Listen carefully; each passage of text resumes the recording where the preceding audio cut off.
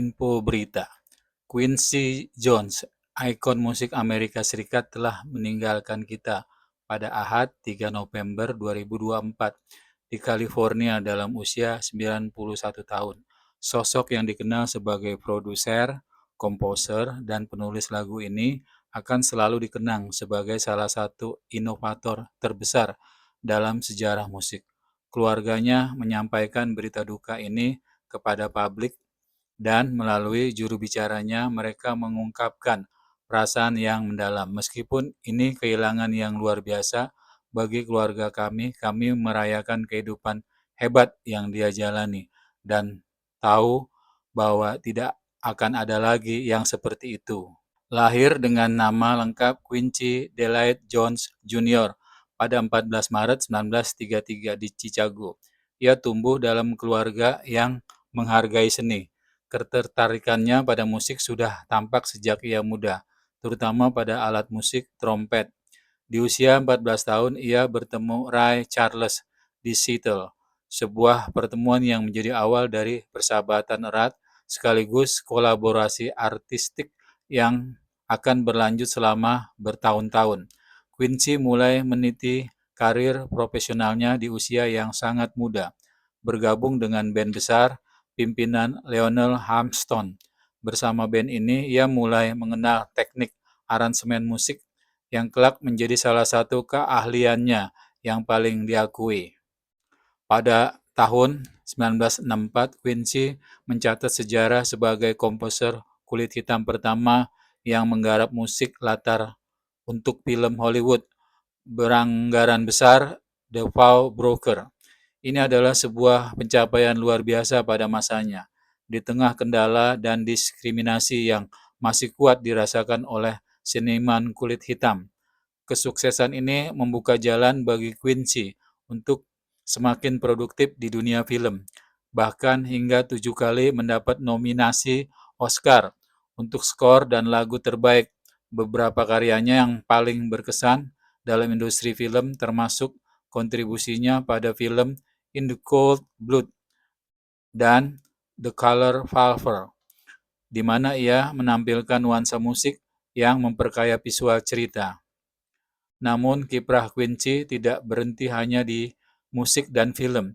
Di bidang televisi, ia menjadi produser eksekutif sitkom ikonik The Fresh Prince of Bel-Air yang meluncurkan karir aktor Will Smith ke panggung dunia. Sitkom ini menjadi bagian penting dalam budaya pop Amerika karena menyuguhkan cerita keluarga kulit hitam di Amerika dengan perspektif yang segar dan menghibur.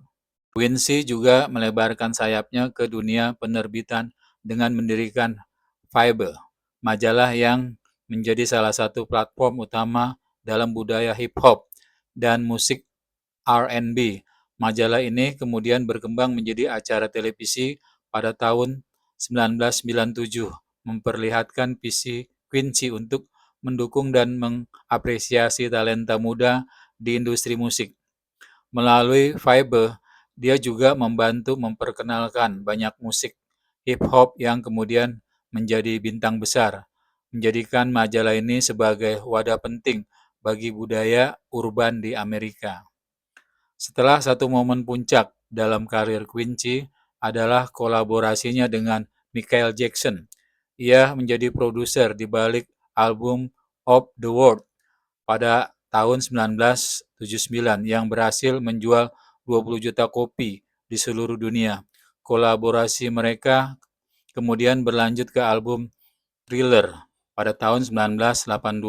Album ini bukan hanya sukses besar secara komersial, tetapi juga menjadi album terlaris sepanjang masa dengan penjualan lebih dari 110 juta kopi di seluruh dunia. Lagu-lagu seperti Billie Jean dan Beat It dari album Thriller bukan hanya membuat Michael Jackson mendunia, tapi juga mengukuhkan Quincy sebagai produser legendaris yang mampu menciptakan karya yang bertahan melampaui generasi. Keahlian dan kontribusi Quincy diakui melalui berbagai penghargaan bergengsi.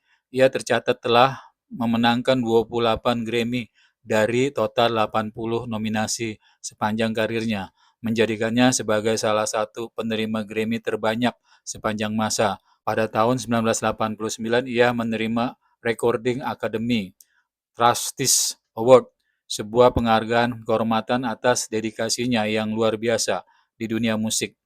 3 tahun kemudian, pada 1992, ia mendapatkan Grammy Legend Award yang mengukuhkan statusnya sebagai salah satu tokoh paling berpengaruh dalam musik. Tidak hanya berkarya untuk diri sendiri, Quincy juga menunjukkan dedikasinya untuk kemanusiaan melalui musik. Salah satu kontribusi yang paling dikenal adalah sebagai produser utama lagu Amal, We Are the World. Pada tahun 1985, lagu ini diciptakan untuk menggalang dana bagi korban kelaparan di Afrika dan menampilkan bintang-bintang musik seperti Stevie Wonder, Bruce Springsteen, Bob Dylan, Willie Nelson, Diana Ross, dan Ray Charles.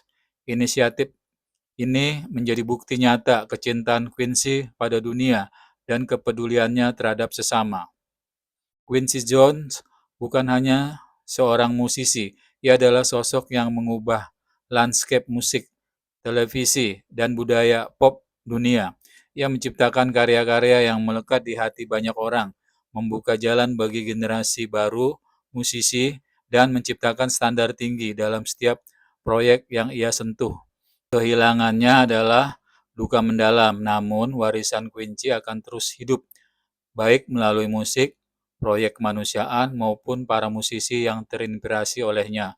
Sosok Quincy Jones akan selalu dikenang, dan karyanya akan tetap menjadi inspirasi bagi generasi masa depan.